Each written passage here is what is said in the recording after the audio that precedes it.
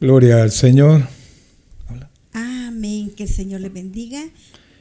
Aleluya. Gloria a Dios. Bienvenidos mis queridos hermanos en este momento. Gracias por permitirnos estar ahí en la comodidad de su hogar. Para nosotros es una bendición.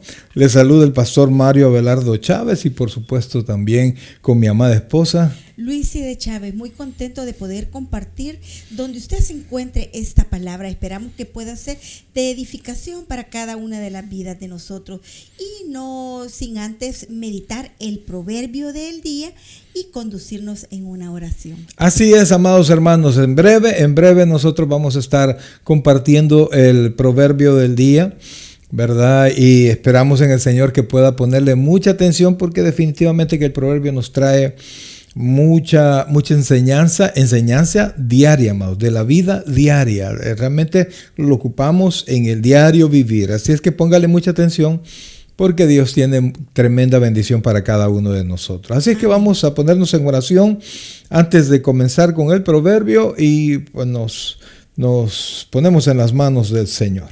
Oh buen Dios y Padre nuestro, gracias Dios te damos en este momento, Padre, por tu infinita misericordia y por tu amor, por tu paciencia, Señor, por el perdón que en cada uno de nosotros, a pesar de las dificultades, a pesar de las actitudes que a veces tenemos, Señor, tu perdón, tu paz, tu amor siempre está con nosotros.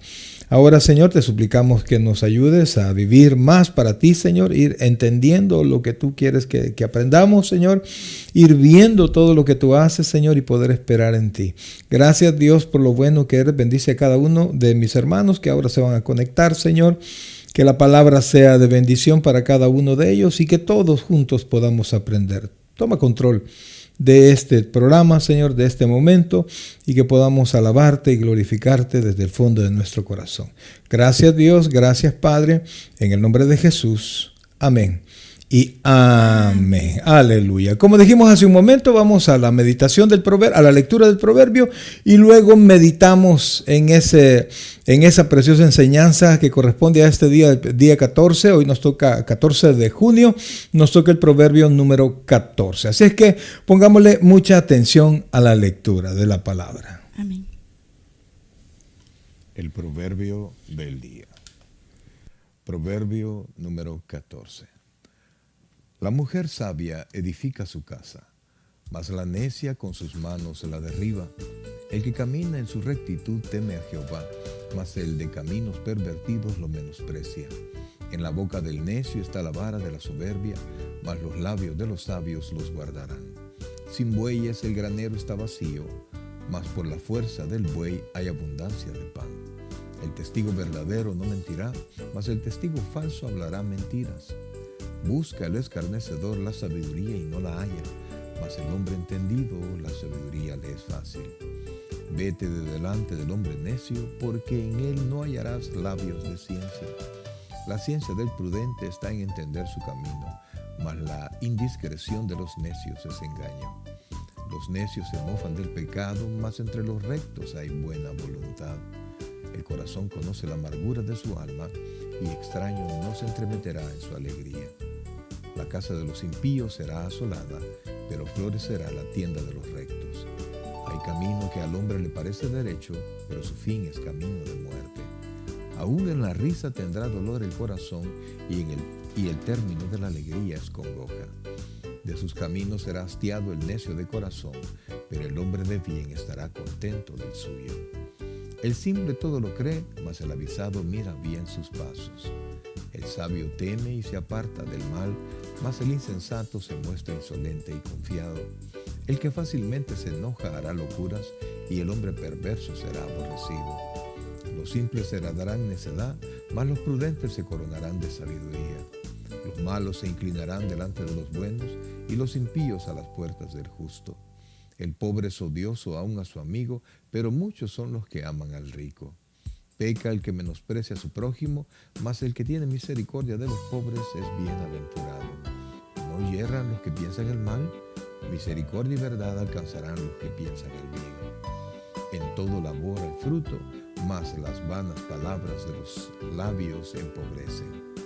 Las riquezas de los sabios son su corona, pero la insensatez de los necios es infatuación.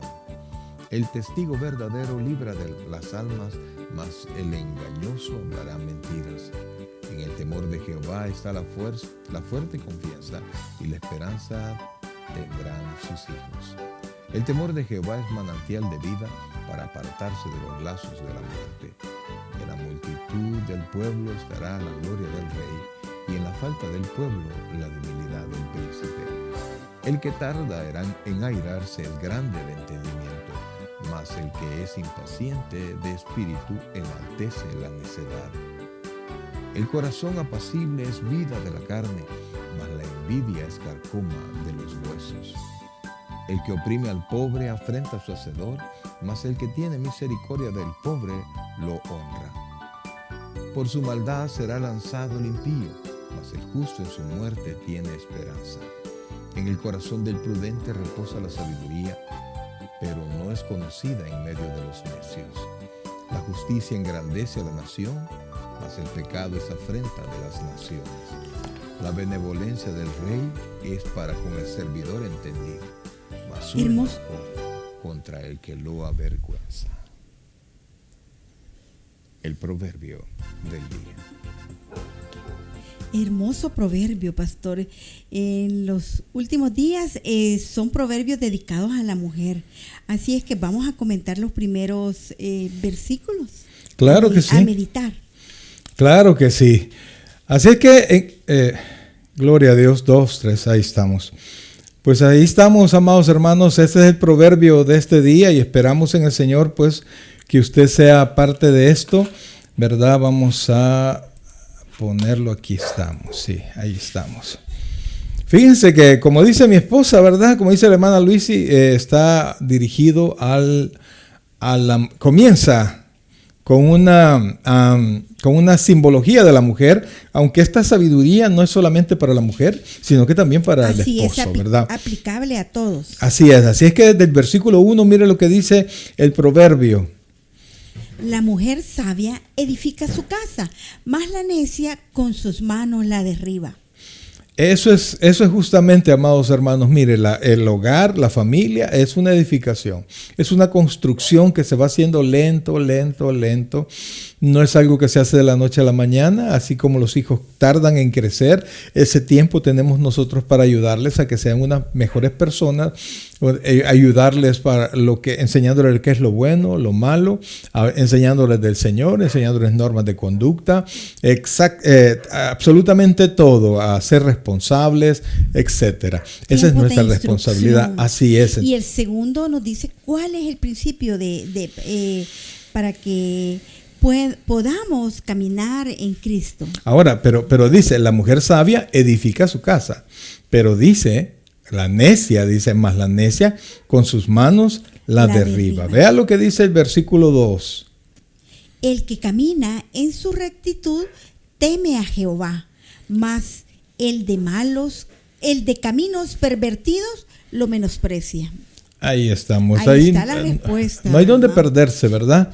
No hay donde perderse. La persona que es recta, la persona que busca la presencia del Señor, no es solamente la que ora, la que habla bonito, la que conoce bastantes versículos bíblicos, sino que en su vida diaria usted va conociendo la rectitud en él. Su ejemplo con sus frutos. Usted ve sus frutos y entonces usted sabe que es una persona que respeta la ley de Dios. A eso se refiere, teme a Jehová. Mas el de caminos pervertidos lo menosprecia. Aunque diga lo que diga, amados hermanos, el evangelio no es de apariencia, el evangelio es interior y es hechos, ¿verdad? Lo que yo soy por dentro debe coincidir con lo que yo soy por fuera, ¿verdad? El versículo 3 dice, vamos unos cuantos nada más, hermanos, para poder entrar al estudio de este día. En la boca del necio está la vara de la soberbia, mas los labios de los sabios los guardarán. Amén. Mire qué interesante. En la boca del necio está la vara. Allí, amados hermanos, la vara de la soberbia. Allí usted puede medir a la soberbia. como habla un necio, como se comporta un necio, usted puede decir, no, este muchacho es soberbio, este muchacho no entiende, este muchacho no, o esta persona no va a atender. ¿Por qué? Porque está metido en su necedad y la base de su necedad es la soberbia. Amén. Y el número 7 nos dice qué debemos de hacer ante un necio. Correcto. Entonces dice, más los labios de los sabios los guardarán, ¿verdad? Entonces, el necio habla todo lo que quiere, y usted se da cuenta, no, ese es soberbio porque es necio. En cambio, el sabio, al contrario, guardará sus labios, no va a hablar hasta que sea el momento indicado. Mire lo que dice, por favor, el versículo 7. Vete de delante del hombre necio, porque en él no hallarás labios de ciencia. Apártese de ahí, mi amado. Apártese de la necedad de un hombre que está retando la voz de Dios. No tiene usted que mantenerse aunque le caiga bien, porque hay personas que están en su necedad, pero son carismáticos, ¿no? Atraen a las personas de alguna manera. Entonces, pero usted tiene que ver sus hechos y sepa que no importa que sepa Biblia, no importa que hable bonito, si sus hechos no testifican, no coinciden con lo que es la palabra de Dios, en él usted no va a hallar labios de ciencia. Así es que, amados hermanos, pues a estar atentos a eso, ¿verdad? Fíjense que el versículo 8, por el contrario, nos enseña otra cosa. La ciencia del prudente está en entender su camino, mas la indiscreción de los necios es engaño. Vea, dice que si alguien es prudente, la ciencia del prudente, es decir, el conocimiento, la llave del éxito del prudente es que puede entender lo que está pasando a su alrededor, ¿verdad? Él sabe cómo comportarse, él sabe cuándo hablar, él sabe cuándo callar, él sabe cuándo no debe estar haciendo ciertas cosas, ¿verdad? Entonces allí el prudente se detiene o camina, ¿verdad? No es que sea un hombre miedoso, temeroso de los hombres, sino que es temeroso de Dios y entonces respeta la voz de Dios. Pero la indiscreción de los necios, dice la Biblia, es engaño. Entonces alguien parece muy agresivo, alguien parece muy decidido, pero si lo que dice, lo que hace no está conforme a la voluntad de Dios, amados hermanos, todo es mentira y Dios no está con él. Así es que tenga mucha sabiduría al respecto. Y hoy definitivamente que la Biblia nos está enseñando, está haciendo la comparación del hombre necio, del hombre sabio, del hombre prudente y del que no lo es. Y dice, y mire cómo dice la casa del versículo 11, dice: la casa de los impíos será asolada, pero florecerá la tienda de los rectos. Esto es hermoso, amados hermanos, y eso es en algo que nosotros debemos de tener confianza, ¿verdad? Perdón, tarde o temprano, o sea, la casa de los impíos, la casa del que no respeta a Dios, del que no conoce a Dios, tarde o temprano va a pagar el precio por no respetar al Señor. Tarde o temprano. Entonces nosotros tenemos que estar conscientes de eso. Y aunque lo vean prosperar, si no respeta a Dios, amados, Dios en algún momento va a asolar su casa. ¿Y qué habla de asolada? Amados, habla de destrucción, habla de que va a quedar desierta, habla de soledad. ¿Cuánta gente al final se queda solito en su casa, aún manteniendo sus posesiones, pero sin ninguna persona que le interese, que le haga compañía?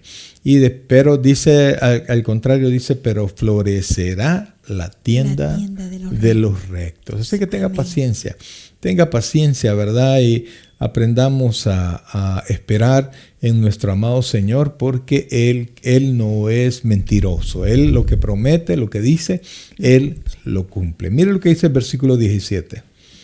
El que fácilmente se enoja hará locuras, y el hombre perverso será aborrecido. Mucha gente me dice: mire, pastor, yo tengo problemas porque me enojo rápido. Y eso quiere decir que hace locura rápido. Y eso depende de cada uno de nosotros, amados. Debemos de aprender a tener el carácter, debemos aprender a tener dominio propio, que es el fruto del Espíritu, para poder controlarnos, ¿verdad? Porque la mansedumbre, y de eso vamos a hablar un poquito más adelante, la mansedumbre, amados hermanos, no es cobardía, no es debilidad, al contrario, es el poder de controlarse. El hombre que no puede controlarse, no, amados hermanos, es débil, aunque aparenta ser fuerte, ¿verdad? Pero el hombre fuerte sabe detenerse, sabe controlarse, sabe mantenerse, sabe cuándo callar, sabe cuándo hablar, tiene la fuerza para contestar o para hacer combatir lo que le está diciendo, pero igual que tiene la fuerza, también tiene el carácter para detenerla. Eso es, ¿verdad? Dominio propio. Dominio propio, así es, así es. Dice, el que fácilmente se enoja hará locuras y el hombre perverso será aborrecido. Así es que, amados hermanos, a mantenernos en las manos de nuestro amado Salvador, ¿verdad? Así es que su sabiduría llena nuestros corazones y allí nosotros tenemos que detenernos. Ponga atención a esto, amados, por aquellas personas que no quieren salir de su casa a trabajar, que ahí van pasando día con día y que yo tengo amigos que me van a ayudar, mis padres me mantienen, dice algunas personas, ¿verdad? Mire lo que dice el versículo 20, por favor. El pobre es odioso aún a su amigo, pero muchos son los que aman al rico. Es odioso, dice. O sea, no que lo odian, ¿verdad? No porque el amigo no puede odiar a su amigo, pero sí tiene es odioso, es decir, que cae mal pues en su pobreza, en su constante pobreza, en su constante necesidad, en su constante pedir prestado, en su constante, mira, ¿crees que me puedes ayudar? ¿Crees que me puedes dar? Ayúdame con esto, necesito para esto, ayúdame para la luz, ayúdame a pagar el teléfono, me prestas para gasolina del carro, fíjate que el colegio de los hijos, fíjate que esto, fíjate que lo otro. Y realmente pues se ayuda, pero cuando ya es constante, tenemos que pensarlo. Entonces, y esto va con todo, ¿verdad? No solamente con los muchachos que todavía no han comenzado realmente a transformar su casa, a transformar su futuro, a hacer de su futuro algo que les va a gustar, sino que hay muchachos que solo pasan jugando video, que pasan perdiendo su tiempo y no forjan su futuro. Van a tener una vida llena de pobrezas y el pobre, amados, aunque a usted le duela, no va a poder hacer nada, sabe que va a caer mal, lo van a ver de lejos y van a hacer caras. ¿Por qué? Porque saben que a pedir viene. Entonces, ser pobre no es pecado, ¿verdad? Pero la vida es mejor con dinero. Y el dinero viene resultado del trabajo, resultado de saber manejar su dinero, de su tiempo y de esforzarse en el momento que tiene que hacerlo. Porque dice la segunda parte, pero muchos son los que aman al rico. Amados, mire, esta vida es hermosa. La Biblia dice en el Antiguo Testamento que Dios nos da el poder de hacer las riquezas, ¿verdad? Pero no nos dice Dios nos da las riquezas, sino que Dios dice Dios nos da el poder de hacer la riqueza. ¿Y qué hacer con el poder? Hay que aplicarlo, hay que hacer algo, hay que trabajar, hay que estudiar, hay que mover ese poder para que fluya. Entonces, y realmente estamos nosotros que Dios hace salir las oportunidades para todos. No crea que porque usted es hijo de Dios, Dios lo va a consentir porque es haragán. No, el proverbio, mire, condena al necio, condena al haragán, condena al impío, etcétera, etcétera, ¿verdad? Porque Dios, inclusive Dios es un Dios esforzado, ¿verdad? Dios nos da ejemplo de cómo nosotros tenemos que actuar. Así es que, amados, piénselo bien, porque la vida es hermosa. La vida es hermosa y vivimos en un mundo, oiga bien, abundante. Lo que pasa es que la abundancia hay que irla a buscar. Yo sé que va a llegar, pero con trabajo. Amén. Bien, mis queridos hermanos. ¿Alguno más que quisieras? 23 tenía. 23, oiga lo que dice el versículo 23. En toda labor hay fruto, mas las vanas palabras de los labios empobrecen. Empobrecen. Es similar, es como correcto. lo que acabas de explicar. En toda labor, todo lo que usted haga, oiga, toda labor, sea buena o sea mala, le va a producir frutos.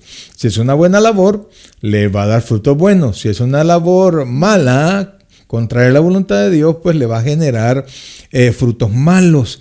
Entonces, Problemas. pero dice, más las vanas palabras de los labios empobrecen. Entonces, todo el trabajo le va a generar algo, A algunos le va a generar mucho, a otros les va a generar poco. Pero cuando usted dice vanas palabras, es decir, palabras que usted no piensa, palabras que no enriquecen, palabras que no van a bendecir a las personas que lo van a escuchar, que usted solo anda cantando cosas malas aún para usted mismo, es que a mí nada me sale bien, es que no sé qué, nada bueno puedo hacer. Usted solo se está determinando, y no es que está llamando a la mala suerte, sino que usted mismo se está diciendo, usted se está diciendo y su mente está diciendo, usted es malo, usted no puede hacer nada.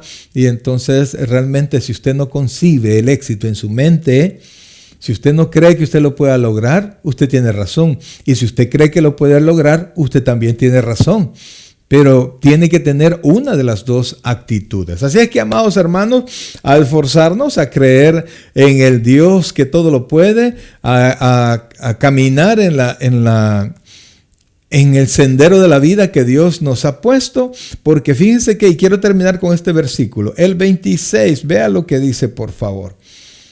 En el temor de Jehová está la fuerte confianza, y esperanza tendrán sus hijos. Amén. ¿En qué está la fuerte confianza? En el temor de Jehová.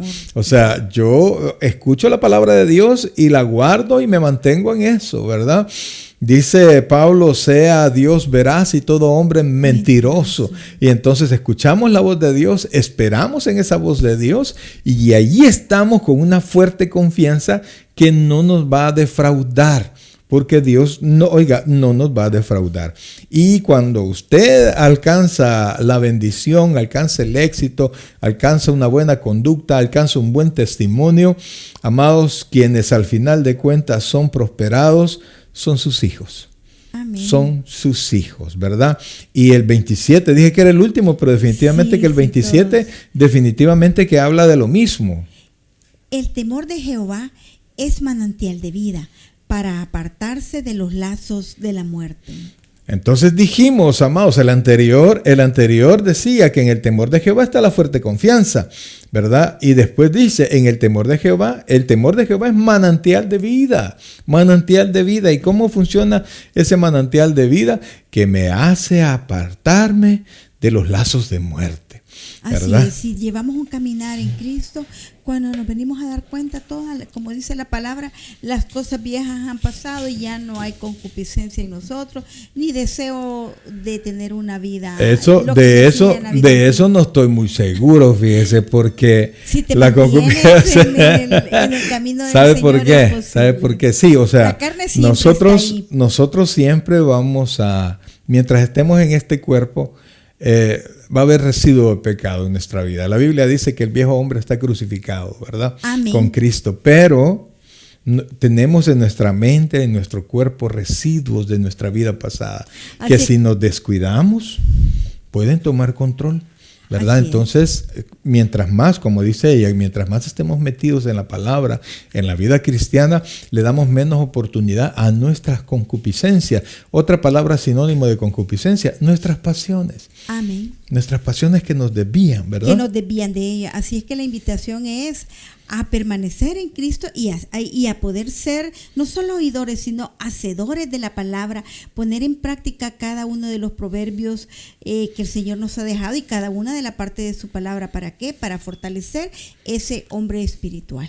Amén, amén. Queríamos saludar a los hermanos, pero dicen que están varios conectados, pero no los no los logramos ver. Pues que Dios me los bendiga a todos, ¿verdad? Sabemos que que Dios es fiel y que definitivamente pues siempre nos ayuda, y que Dios bendiga sus vidas por estar conectado con nosotros en este tiempo. Bien, mis queridos hermanos, recuerde que este día lo que nos trae es el estudio del libro de Proverbios, estudio bíblico, la carta a los Efesios. Eso es nuestro tema central ahora, ¿verdad? El estudio del libro de Proverbios. Así es que vamos a irnos ya a la carta a los Efesios, lo que vamos a ver ahora es Efesios capítulo 4, versículos del 1 en adelante. Aquí los tenemos. Mire, hermana Silvia Maya, Dios me la bendiga. Estamos con usted, mi hermana. Tenemos en nuestro corazón nuestras oraciones, y yo sé que Dios va a fortalecer ese corazoncito, ¿verdad? Y sé que Dios tiene muchas cosas. La vida es hermosa, amados, a pesar de todas las cosas difíciles que pasan, pero la vida es hermosa. Mi hermano Edwin Solórzano, Dios me lo bendiga, ¿verdad? Hasta allá, hasta Canadá, que Dios me lo bendiga grandemente. Ok, mis amados hermanos, vamos a la palabra del Señor. Efesios capítulo 4 es en el que estamos. Efesios capítulo 4, y prácticamente estamos comenzando el capítulo.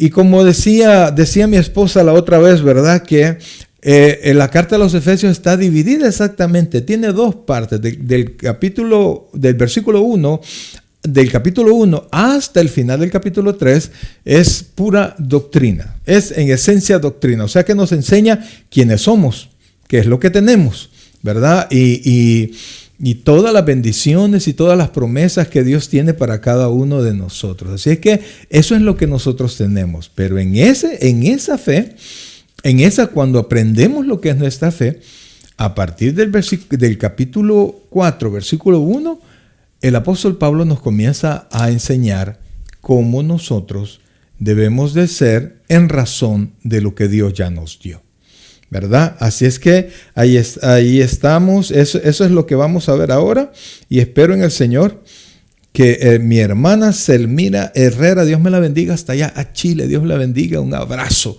a toda la familia, ¿verdad? Ok, mis queridos hermanos, vamos a arrancar, vamos a la lectura de esta preciosa carta. 6 versículos son los que vamos a leer, así que póngale mucha atención a la lectura, porque mire, de la sola lectura uno aprende. Amén. Yo pues, preso en el Señor, os ruego que andéis como es digno de la vocación con que fuisteis llamados, con toda humildad y mansedumbre, soportándoos con paciencia los unos a los otros en amor, solícitos en guardar la unidad del Espíritu en el vínculo de la paz, un cuerpo y un espíritu, como fuisteis también llamados en una misma esperanza de vuestra vocación, un Señor, una fe, un bautismo, un Dios y Padre de todos, el cual es sobre todos y por todos y en todos. Bendita Amén. sea la palabra del Gloria Señor, y que el Señor. Señor añada bendición a su palabra. Amén. Dios, bendícenos ahora y permítenos, Dios, aprender un poquito más de ti. Bien, mis queridos hermanos, ahí comenzamos. Fíjese que es preciosa la carta, y lo que nos está dirigiendo ahora, ¿verdad? Porque acabamos de terminar 3 capítulos de hablar de pura doctrina, que somos hijos de Dios, que somos un solo cuerpo, que Dios hizo tanto de los judíos y de los gentiles, ha hecho un nuevo hombre, ¿verdad? Y de ese nuevo hombre, que por cierto, por supuesto es la iglesia, pues va siendo los redimidos, ¿verdad? Los apartados, los puestos aparte, y nos adoptó, nos ha hecho hijos suyos. Y entonces, teniendo toda esa bendición, Dios espera que nosotros nos comportemos como es digno de esa vocación. Entonces Pablo comienza a decir, y fíjense que mientras Pablo estaba escribiendo a la iglesia de Éfeso, Pablo estaba en prisión, ¿verdad? Pero cuando él habla de que está preso, por ejemplo, el versículo 1 dice de esta manera: yo pues preso en el Señor. Fíjense que él estaba preso. Sin embargo, no se refiere a su estado físico, al lugar material en el que se encuentra, tras las rejas, sino que él está diciendo, yo he decidido ser servidor de Dios donde sea que me encuentre. Amén. ¿Verdad? Entonces, a eso se refiere Pablo, a su vida en el Señor, a que Dios lo llamó y él se entregó. Amados hermanos, mire, cuando uno decide a quién le va a servir, uno es una especie de libertad. Y por eso que la Biblia dice, y conoceréis la verdad, y la verdad los hará libres. Y también Pablo nos dice que no dejemos la libertad a la cual Dios nos ha llamado. Es decir, que Dios nos hizo libres del pecado y nosotros en esa libertad decidimos ser siervos de Cristo. A eso se refiere, amados hermanos, a estar presos en la bendición de Dios, presos en sus promesas, presos en su amor, como mucha gente habla, algunas canciones dicen que soy preso de tu amor, ¿verdad? Pero Así nosotros es. somos presos del amor de Dios. Pero ahí dice como la palabra clave que es una decisión, porque muchas veces podemos congregarnos, pero si nosotros no decidimos, no damos ese paso de fe de hacer a Jesús nuestro Señor, nuestro Salvador, ese es un paso muy importante. Como en el matrimonio, tú decides tener una vida juntos en pareja, tú decides amar a la persona que está a tu lado, y así nosotros decidimos ser servidores de Cristo, estar bajo su autoridad, que Él sea nuestra cabeza, que este cuerpo no se manda solo. Nosotros hasta podríamos ejemplificar lo que cuando nosotros llegamos a Cristo, nos tenemos que quitar nuestra cabeza, porque ya no nos vamos a dirigir por ella, sino que nos vamos a dirigir por Cristo, que es nuestra cabeza. Amén. Entonces Pablo, voluntariamente, no a la fuerza, amados, no a la fuerza. Él fue, oiga, si usted se recuerda, allá en el capítulo 9 del libro de los Hechos, Pablo narra cómo él conoció a Cristo, que fue derribado. La Biblia no dice de qué animal, si era camello, caballo, carreta, en lo que andaba, pero lo tiraron al suelo y luego inmediatamente Pablo quedó ciego. Pero cuando Dios le quitó la ceguera, él decidió. Y desde antes decidió servirle a él. Él era enemigo, porque el Señor le dijo, Pablo, ¿por qué me persigues? Entonces, pero Pablo tomó la decisión de servirle a Dios. Y entonces, por eso dice Pablo, yo preso. Así es, fue una conversión muy impactante, y a cada uno de nosotros el Señor, por eso dice que tiene una relación personal con cada uno. El Señor sabe cómo nos va a llegar. Algunas veces necesitamos que nos lleve ahí del brazo ya, ¿verdad?, un poco retorcido. Algunas veces llegamos de manera voluntaria, pero nada mejor que decidir y tener esa voluntad, para poder tener esa voluntad de obediencia a su palabra, el poder cada uno de nosotros vivir de acuerdo a los principios y a los valores del reino de Dios. Así es, entonces dice Pablo, yo pues preso en el Señor. Y cuando dice en el Señor, habla de una ubicación, tanto física como espiritual. Allá en Juan creo que es el capítulo 15, dice, si permanecéis en mí y mis palabras permanecen en vosotros. Habla de dos cosas, ¿verdad? Mi lugar donde yo voy a estar, al abrigo del Altísimo, si permanecéis en mí y mis palabras permanecen en vosotros. Es decir, las he conocido, me las aprendí y las vivo y las enseño. Si permanecéis en mí y mi palabra permanece en vosotros, dice después, pedid todo lo que querráis y se os será hecho. ¿Por qué? Porque todo lo que usted pida va a estar dentro de la voluntad de Dios. Usted no va a pedir para sus deseos carnales, sino que todo va a ser armónico, por decirlo así, armonioso a la voluntad de Dios, y Dios se lo va a conceder porque estará a favor del reino, ¿verdad? Amén. Y es muy importante porque se refleja el carácter, debe de reflejarse el carácter de Cristo en nosotros con nuestro testimonio, y y Pablo nos insta a que nosotros podamos llevar una vida digna, que los demás, que podamos ser ejemplo para los demás, que los demás anhelen. Y qué es lo que tiene esta familia o qué es lo que tiene esta persona que lo hace diferente, sus valores, principios, como dije anteriormente, en Cristo, en el reino de Dios, lo hace una persona que lo hace estar arriba de todos, porque ya no hace las mismas locuras que hace todo el mundo, que hacen los demás, sino que son valores y principios cristianos que nos ayudan a llevar a nuestros hijos por un buen camino. Amén, amén. Es que eso es, amados, preso en el Señor. Yo estoy en el Señor, pero somos presos voluntarios. Entonces dice, oiga esto, si usted dice que es creyente, ¿verdad? Pero un verdadero creyente, usted también está preso en el Señor, voluntariamente. Entonces Pablo se dirige a aquellos que hemos sido liberados del reino del pecado y puestos en el reino del Hijo de nuestro Señor Jesucristo. A eso se dirige, porque son los únicos que pueden estar presos en el Señor. El que no ha conocido al Señor no puede estar preso. Usted ve a una gente súper rebelde, aún en las iglesias, ese no conoce al Señor. No puede estar voluntariamente preso en el Señor, porque el único Señor que conoce es su ego. Así ¿verdad? es, porque nos dice luego, os ruego que andéis como es digno de la vocación con que fuiste llamado. Si no has sido llamado, puede escuchar, pero nunca va a ser hacedor de la palabra. Así porque es. no tiene ese llamado que el Espíritu Santo le ha hecho para que se entregue y pueda seguir cada uno de los pasos de Cristo. Y es que fíjense que la vida en el Señor también es experimental, ¿verdad? Y es experiencial, algo así es esa experiencia. ¿Por qué? Porque yo lo recibo y vivo, entiendo y practico, ¿verdad? Entonces por eso es que Pablo dice, después que les he hablado todo lo que ustedes son, después que les he hablado todo lo que los otros no son, ¿verdad? Todo lo que ustedes tienen en el Señor, dice Pablo, dice la segunda parte del versículo 1.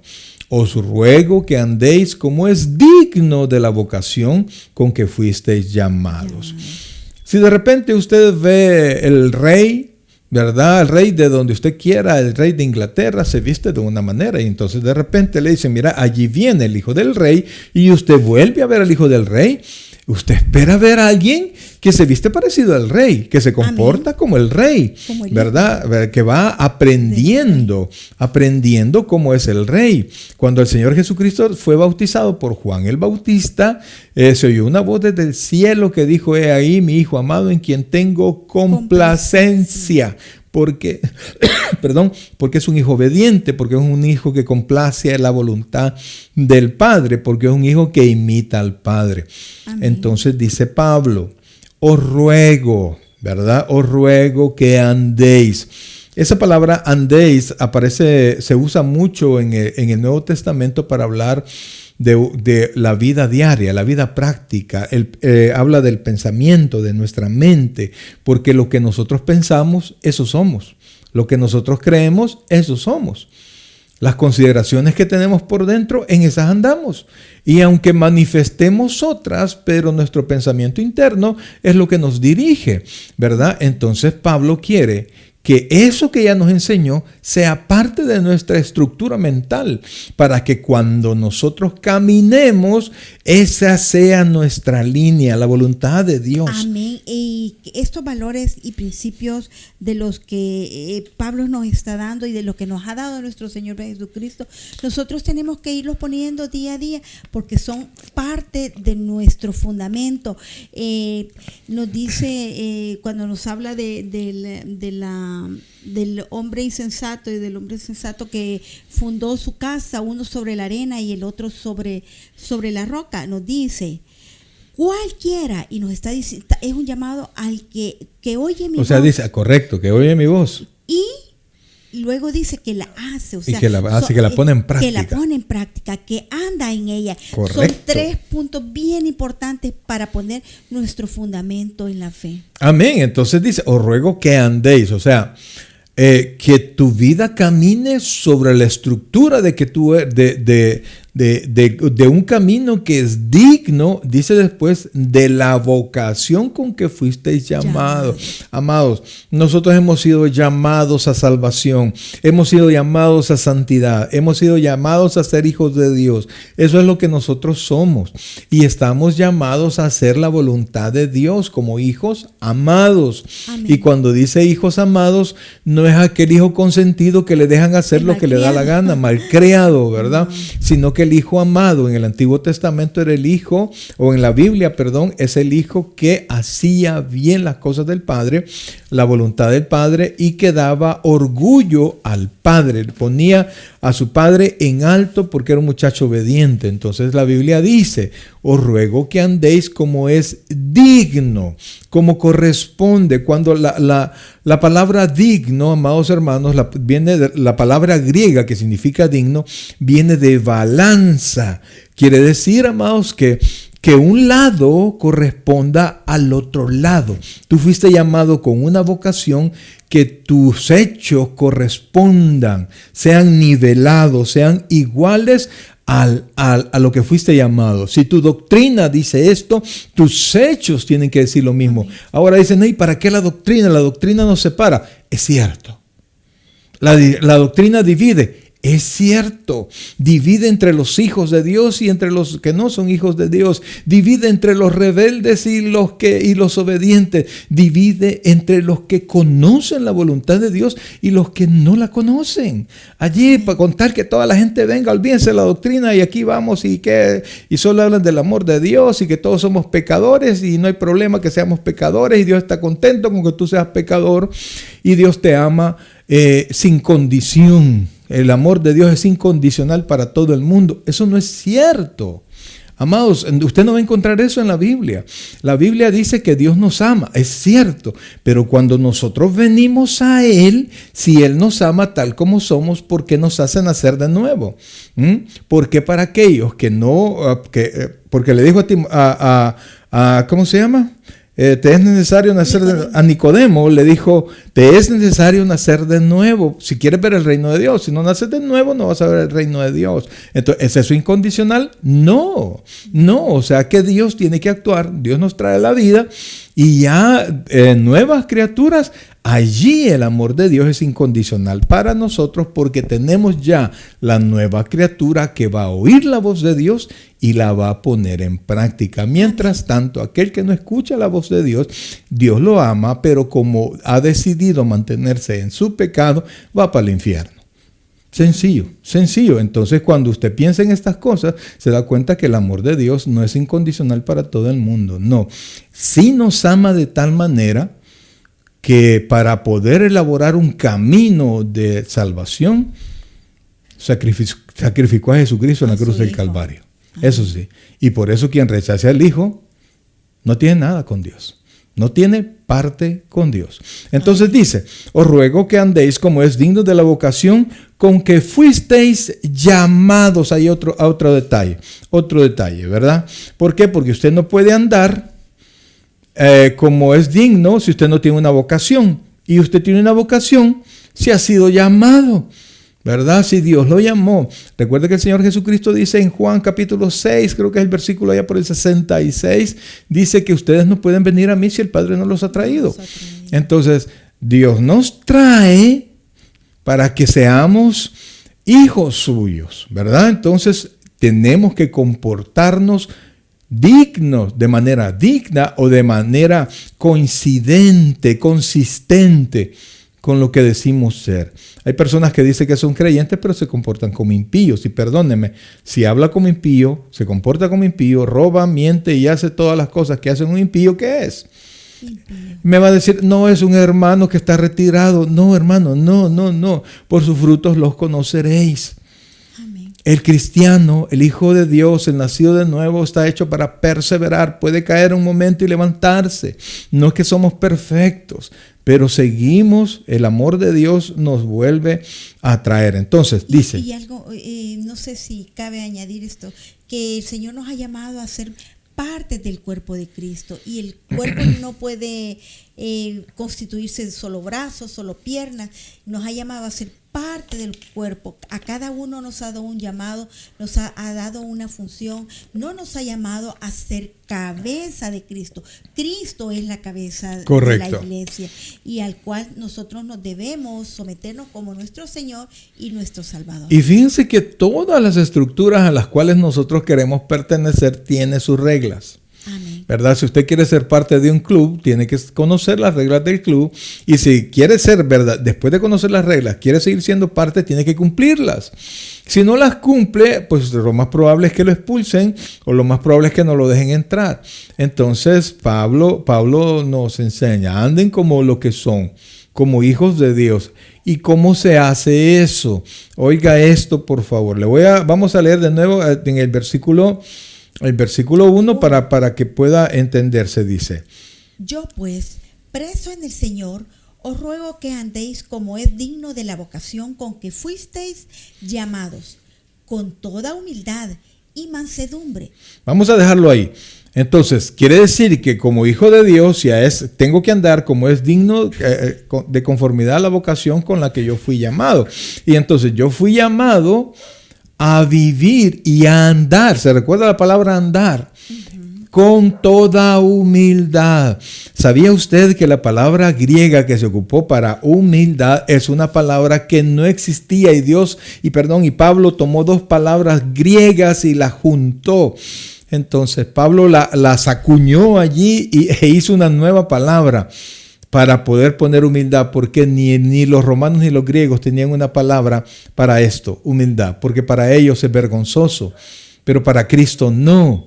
El mismo Señor dice que Él es humilde, nos habla la palabra, que Él dejó su trono, que Él dejó su vida como Dios, ¿verdad? Por un momento, y se vino como hombre a vivir como siervo, vivió en humildad. Entonces, amados hermanos, dice con toda humildad. Y la humildad no quiere decir, yo soy una llaga podrida. No, amados hermanos, es reconocer el lugar que yo tengo delante de Dios. Y saber que entre nosotros dos, por ejemplo, nosotros somos esposos, ¿verdad? Yo soy el esposo y la esposa, valemos lo mismo delante de Dios. Nadie es más salvo que el otro. Ella es salva sin mi presencia. Yo no añado más salvación a su vida. Ella tiene a Cristo como Salvador. Ella es coheredera de la gracia conmigo. O sea, los dos pertenecemos. Dios nos ha hecho salvos. Entonces Dios nos ama. Dios no me da más amor a mí que a ella. Nos ama por igual y valemos delante de Él por igual.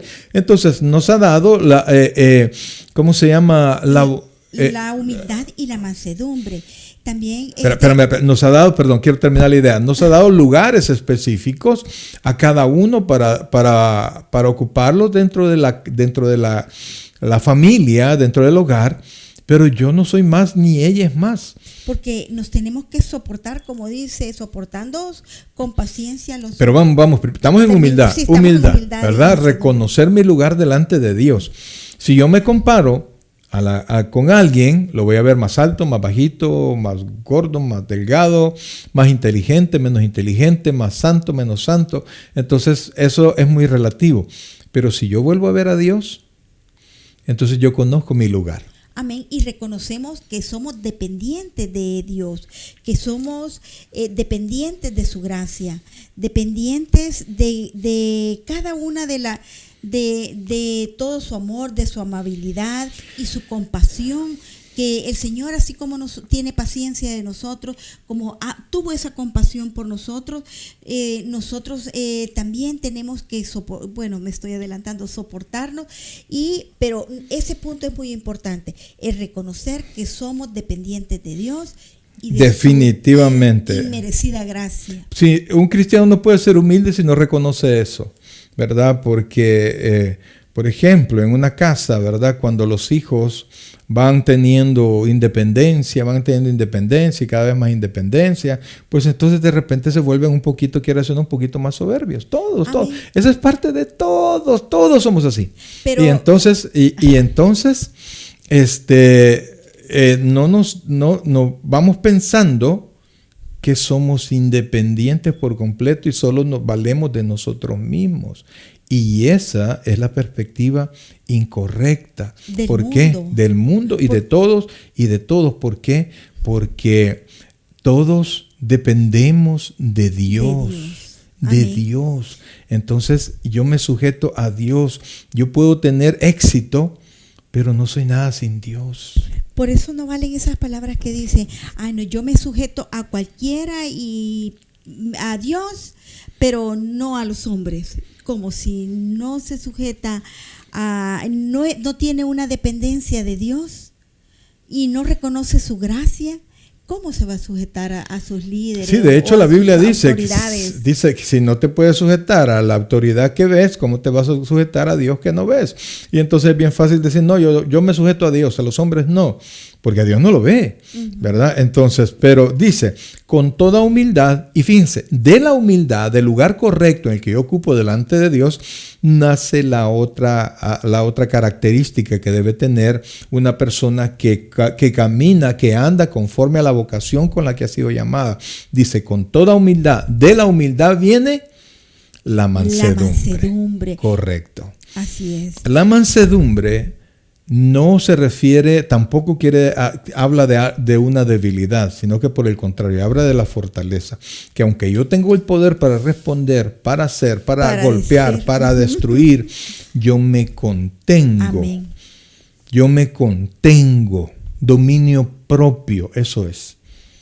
Y yo puedo aceptar la autoridad, aunque puede que yo me considere o que usted se considere más inteligente, más experimentado que la autoridad que le han puesto probablemente en su trabajo. Aunque usted considere que es así, usted como es sabio, como es hijo de Dios, usted sabe tener un corazón humilde, y al tener un corazón humilde sabe ser manso, sabe controlarse y respetar la autoridad. No hay mansedumbre sin obediencia. ¿Ibas a decir? Eso, que no hay mansedumbre, a repetir, que no hay mansedumbre sin obediencia. Y no podemos decir yo soy una persona mansa, yo soy una persona humilde, si no, ni siquiera quiero seguir las reglas inmediatas que tiene cierta institución o el lugar donde se congrega. De hecho, cuando alguien dice, no, miren, yo soy bien humilde, ha dejado de ser humilde, sí, ¿verdad? Porque se está jactando de una característica de humildad, y la humildad no se habla de que yo la tengo, sino que se demuestra con los hechos. Amén. Y muchas veces cuando tienes ese dominio propio de no contestar, solo ver, y en el momento dice, no tiene carácter, y es lo contrario. No, el tener dominio propio es parte de la humildad y mansedumbre, el poder tratar, aunque la otra persona se comporte mal, el poderla seguir tratando con amabilidad y compasión. Correcto. Y cuando de repente alguien le hable de una manera áspera a usted, una persona humilde y mansa no le va a contestar de la misma manera. Pero comprenda esto, porque usted es humilde y mansa, usted no se va a quedar callado. No van a ocuparlo de pelota, usted no. Usted va a saber responder como debe responder, ¿verdad? No se va a poner en el mismo plano del impío o de la persona que está colérica. Usted va a poder controlarse. Entonces, ¿por qué? Porque de la humildad viene la mansedumbre, y si usted logra tener esto, si nace de eso, del Espíritu Santo en usted, usted puede hacer lo que sigue. Dice, oiga esto: soportándoos con paciencia los unos a los otros, en amor. En amor. Amados, mire, a veces la convivencia entre los hermanos es bien bonita y no hay mucho que soportar, porque hay personas que son afines, y estas personas fueran afines ya sea en el mundo o donde sea, ¿verdad? Porque son personas que de alguna manera pues se complementan, se llevan súper bien. Pero cuando venimos al Señor, conocemos personas que no son simpáticas y personas que no, y personas que vienen de todas las maneras de vivir, personas que son ásperas, personas que no lo son, personas que son obedientes, personas que no lo son, porque la obediencia también se aprende allá afuera, en el trabajo, con los padres. Es parte de la disciplina y de lo que estábamos comentando al principio, que vamos poniendo principios y valores que nosotros por eso a temprana edad en escuela dominical nosotros insistimos con esa palabra, ese proverbio que dice, ay, si el proverbio todos los días lo oyen o todos los días es el mismo proverbio. No, tenemos que dejar esos valores en nuestros hijos, esos principios, para que al llegar este momento puedan ejercerlo y que ya estén intrínsecos y no necesiten ni que se lo recuerden, sino que ya son parte de la vida práctica. Sí, porque fíjese que los buenos modales, el ser cortés, el ser respetuoso, cuesta la disciplina, bueno, pero principalmente esos dos, cuesta aprenderlos en la iglesia, ¿verdad? El que no es respetuoso le cuesta, el que no es atento, no es cortés, le cuesta hacerlo, va quizás aprendiendo poco a poco, pero el que los padres tuvieron el tiempo y le enseñaron a ser responsable, obediente, respetuoso, etc., ellos son así, ¿verdad? Pero en la iglesia vamos a encontrar de todo, personas que sí lo son, personas que no lo son. Entonces, yo tengo que, si cuando yo me llevo bien con las personas y no es carga brutal, pero de repente sí es carga. De repente encontramos personas que son soberbias, personas que saben contestar correctamente, personas que contestan, pero como dice la escritura, como golpes de espada, ¿verdad? Allá en El Salvador le llaman a esos planazos que contestan, yo así soy, que no sé qué. Amados hermanos, perdónenme, pero usted tiene que aprender que ya venimos al Señor, que somos nueva criatura, que tenemos que amarnos en amor, tenemos que soportarnos en amor, que tenemos que ser humildes y que tenemos que ser mansos. Y es más, dice Pablo también en Colosenses, preferíos los unos a los otros. Entonces, así es, y casi siempre se justifica que yo así soy y así me hicieron mis padres, pero dice la palabra de Dios que las cosas viejas pasaron y aquí todas son hechas nuevas. Así es que eso es muy importante que nosotros, ese es parte del cambio de una vida nueva en Cristo. Y entonces dice, soportándoos, habla de una carga, porque a veces es pesado, a veces no solo es pesado, a veces es muy pesado, ¿verdad? La actitud de las personas, la forma de ser de algunos hermanos, otros que quizás no son hermanos, pero entonces dice que soportándoos, dice con paciencia. Amados, si la palabra paciencia implica y es sinónimo resistencia. Resistencia, no dan ganas, pero tengo que hacerlo. Este hermano no se lo merece, no se lo merece, pero tengo que hacerlo porque Dios sí lo merece. Inclusive, nosotros dos tenemos la costumbre de que aunque no sean hermanos, en fe les llamamos hermanos. Sí, correcto. Sí, entonces uno tiene que aprender a soportarlos con resistencia, si usted quiere quitar paciencia, con resistencia, con aguante. Tiene que, antes de llegar a la iglesia, tiene que ponerse en oración para que Dios le recargue las baterías y usted pueda ir tranquilo donde los hermanos. Y entonces dice, soportándoos con paciencia los unos a los otros, no rechinando los dientes, sino que dice en amor. En amor. ¿Por qué? Porque Dios me soportó a mí. Dios me amó, yo el infierno merecía, y en cambio Dios me dio su amor. Mandó a Jesucristo a morir en la cruz del Calvario, derramó su sangre por mí, lo hizo por usted, y esa es suficiente razón para poder con humildad y paciencia soportar, con humildad y mansedumbre soportar con paciencia los unos a los otros en amor. Piénselo bien. Piénselo bien, porque hay hermanitos que se decepcionan con todo y rapidito se van y ya no aguanto. Decía el pastor general, te hace falta mucho que sufrir. mucho que sufrir. Y entonces dice, soportando los unos a los otros, y vea lo que dice el versículo 3, por favor. Oiga, y que esto es bien importante, y prácticamente creí que era aquí vamos a desarrollar más tiempo esto, pero bueno, dice, solícitos en guardar la unidad del Espíritu en el vínculo de la paz. Oiga, la unidad del Espíritu como un solo cuerpo. Oiga, sabiendo que por el Espíritu Santo nosotros estamos unidos, ¿verdad? Si usted es creyente, si usted ha nacido de nuevo, y usted y yo estamos unidos por el Espíritu Santo. El Espíritu Santo fue quien nos incorporó al cuerpo de Cristo y quien nos hace mantenernos en el cuerpo de Cristo. Pero debe haber un vínculo. Así es, y algunas veces la paz. Pero algunas veces no se da ese vínculo perfecto porque no siempre se puede, no siempre todos son creyentes. Sí, pero entonces dice la palabra, eso es cierto. Pero contra eso, mamá, contra eso, corazón, contra eso está el amor. Así es. ¿Verdad? Es el amor. Y como yo no puedo discernir, porque puedo verle los frutos a alguien o no, ¿verdad? Pero no puedo ver su corazón, no puedo ver su alma, no sé realmente si es salvo o no es salvo. Dice entonces, el Señor que en aquel día vendrá. Pues en aquel día, pero hoy no estamos en aquel día, hoy estamos en este día. Y entonces, ¿qué tengo que hacer? Sacar el amor. Así es, esforzándonos para mantener esa unidad en el Espíritu Santo en la iglesia. Amén. Entonces, esa unidad del Espíritu tengo que mantenerlo. Y no es fácil. Sí, no y es fácil. Solo quiero agregar algo, que el mantener esta unidad, esto implica evitar divisiones, conflictos y trabajar en armonía para promover la paz y la unidad en el cuerpo de Cristo. Amén. En el caminar cristiano. Fíjense, y entonces no cambiaba la imagen. Mira, perdón, mis queridos hermanos.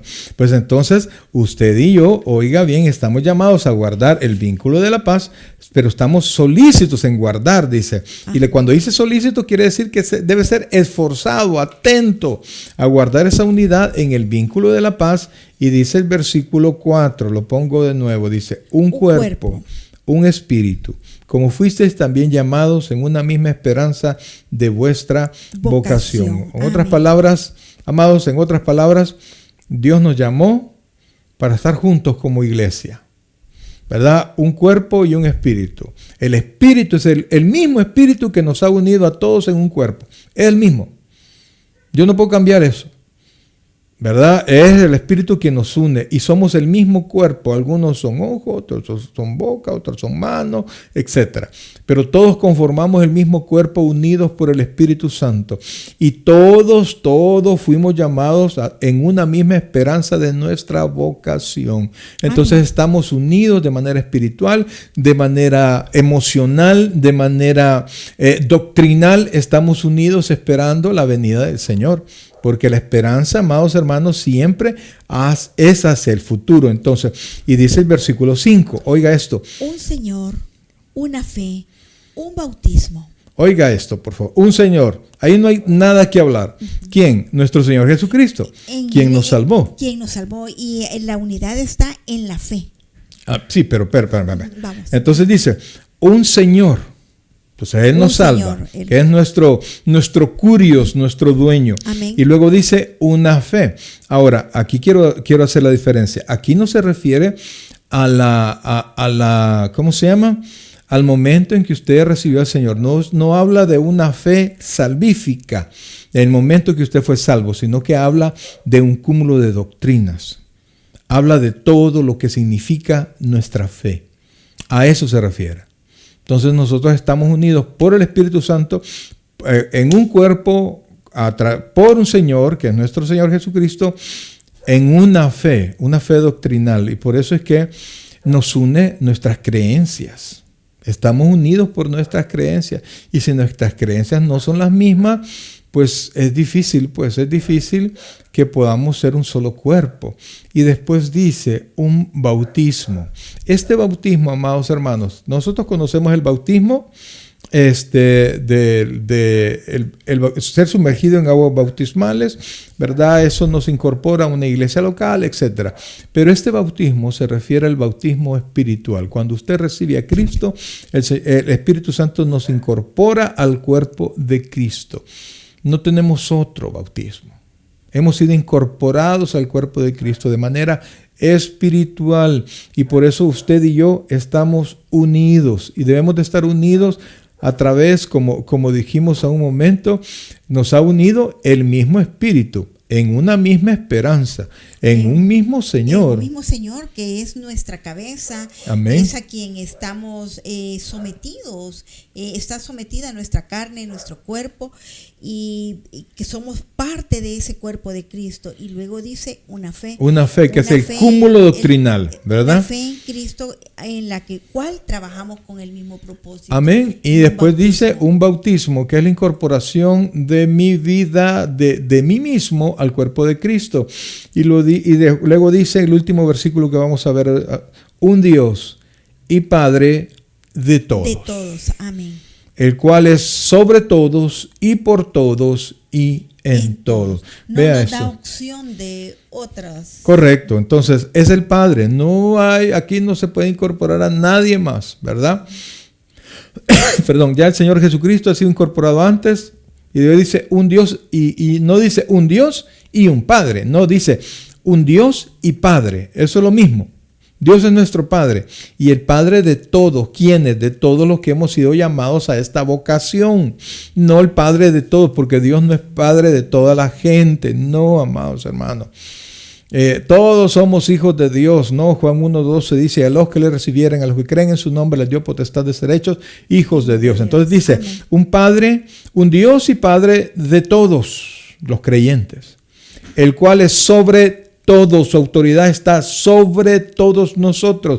Y luego dice, y es por todos. Si Dios es por nosotros, ¿quién contra nosotros? Es decir, que nos ayuda y sus ojos están puestos en sus hijos, a favor de sus hijos, y Él está en todos. ¿No sabéis que sois templo de Dios y que en vosotros mora el Espíritu Santo? Dios está en usted, Dios está en mí. A eso se refiere, mis queridos hermanos, y es tan importante que nosotros podamos entender esto, amados, para que podamos de aquí en adelante empezar a pensar cómo yo debo, como dijimos al principio, que andéis de manera digna a la vocación con la que yo he sido llamado.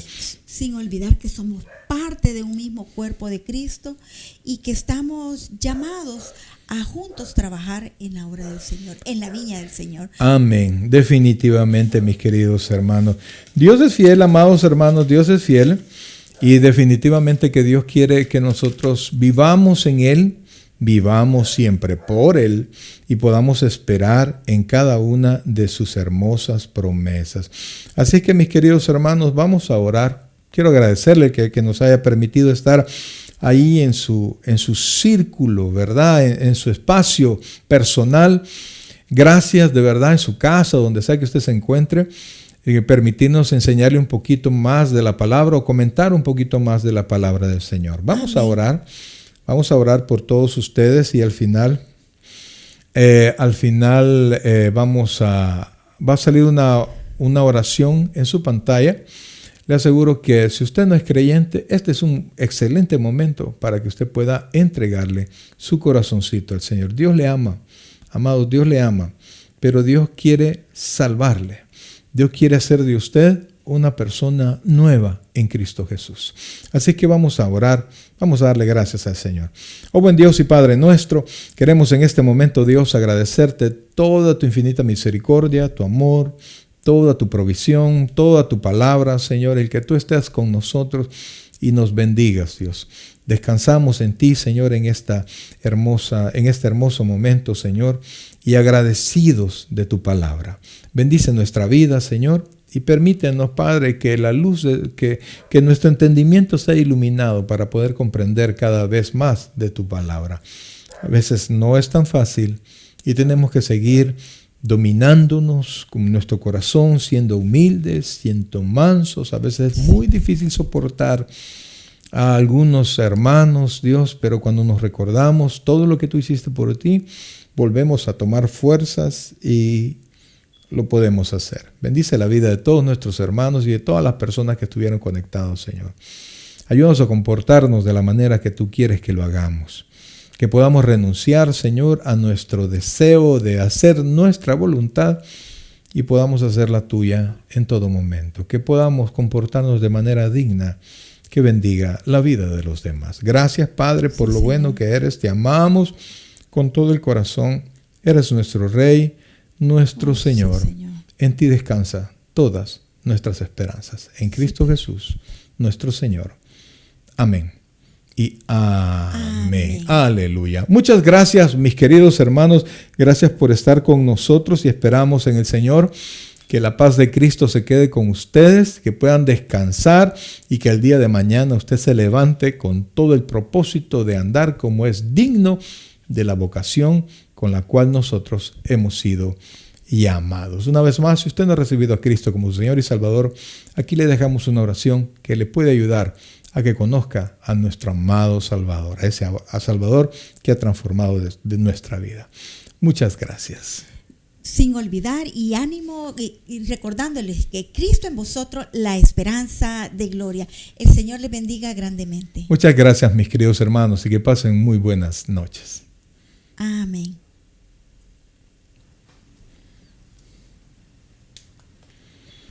El predicador ha terminado su mensaje. Le invitamos que reciba a Jesucristo como su Señor y Salvador personal. Invóquelo de la siguiente manera. Señor Jesús, yo te recibo hoy como mi único y suficiente Salvador personal. Creo que eres Dios, que moriste en la cruz por mis pecados y que resucitaste al tercer día. Me arrepiento, soy pecador, perdóname, Señor. Salva mi alma hoy, para cuando yo muera pueda estar en tu presencia por siempre. En Cristo Jesús, mi Salvador. Amén. Bienvenido a la familia del Señor. Le invitamos, se congregue con nosotros en nuestra iglesia, Tabernáculo Bíblico Bautista Amigos de Israel, Richmond, California, ubicada en 2685 calle número 20, San Pablo, California, 94806. En nuestros servicios presenciales, los días domingo a las 6 de la tarde y viernes a las 7 de la noche. Y en nuestro estudio bíblico en línea los días miércoles a partir de las 7 p.m. a través de Facebook Live. Te invitamos, visites nuestro canal de YouTube Tabernáculo Richmond, California. Muchas gracias por conectarte con nosotros y que el Señor te bendiga.